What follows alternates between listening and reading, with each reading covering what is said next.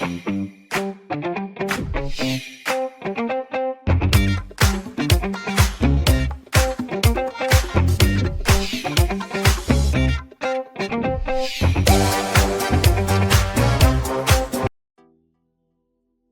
previous lessons, we talked about the supporting tissues in plants. In this lesson, we're going to be looking at how all these come together to support them. We're going to be looking at our plant from inside out. Oh, there it is. Let's look a little closer. Good. You remember that we referred to the plant cell wall as a cellulose cell wall. The cellulose in these walls are incorporated as cellulose fibrils.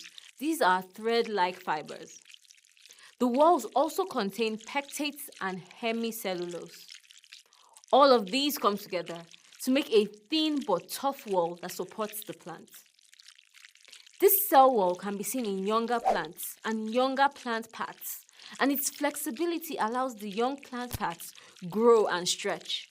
These walls are called primary cell walls. Primary because it comes first, like primary school comes before secondary school.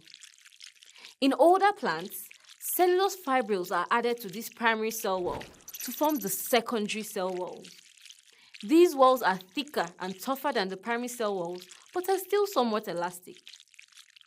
Specific variations occur in different cell types. For instance, the cellulose cell wall in Collenchyma are unevenly thickened, while the thickened cell walls of cells in the Sclerenchyma and xylem carry an additional substance.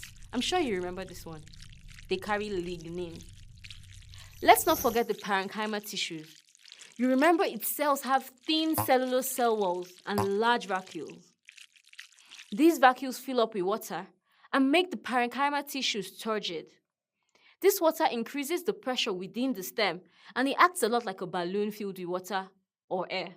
It fills and stretches against the outer layers and gives it appreciable shape and structure.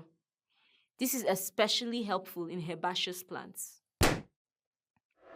So these plant cells come together to form tissues, and then these tissues come together to form 3 plant organs.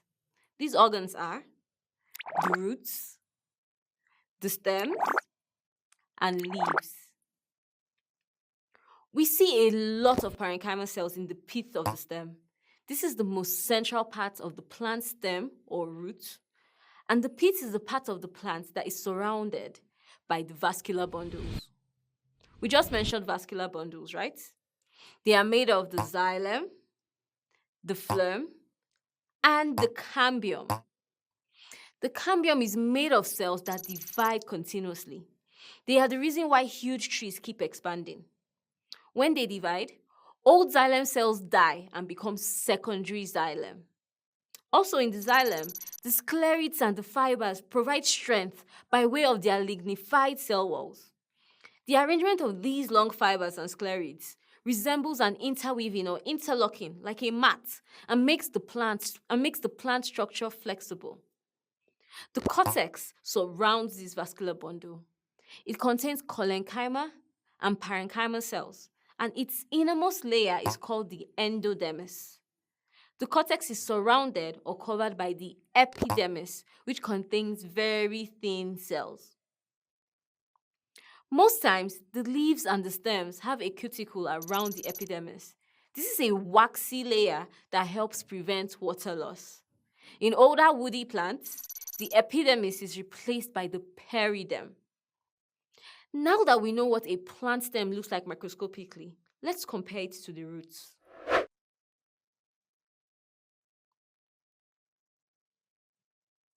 That brings us to the end of this lesson. We have seen the mechanisms by which the supporting tissues work. Turgid parenchyma in the pith, an abundance of cellulose fibrils in cell walls, and lignin-containing cells as well as fibers in the sclerenchyma and xylem. Quick fact: plant fibers aren't only useful to plants. Some fibers are useful to us as well. An example is the cotton fiber that is harvested from the cotton plant and used to make fabric and clothes. I'll see you in the next lesson. Till then, keep learning.